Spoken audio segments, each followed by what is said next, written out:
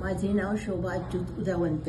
मी साई सृष्टी पुणे येथे राहते आणि पडल्यामुळे माझ्या हिपचं हाड फ्रॅक्चर झालं होतं.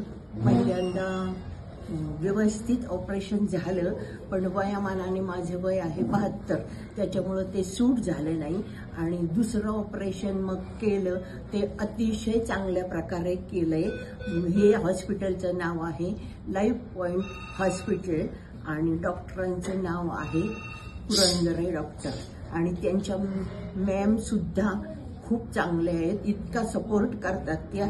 एखाद्या आईसारखी माया देतात. मानसिक कंडिशन फार राहिली त्यांनी माझी. तरी पण आपण सुद्धा याचा लाभ घ्यावा. आता मी चांगलं चालू शकते.